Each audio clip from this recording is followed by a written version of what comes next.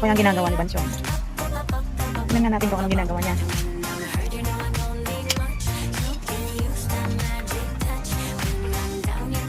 Busy. Bakit doble-doble ang dog mo? May tali pa. Mukhang di nakayanan ang problema sa world.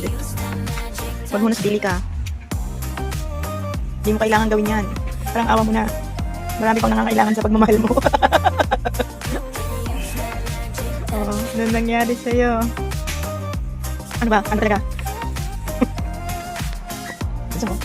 Gusto mo ba namin? Safety first.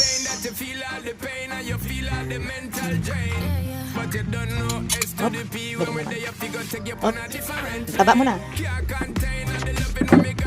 Taba mo na. Okay, go.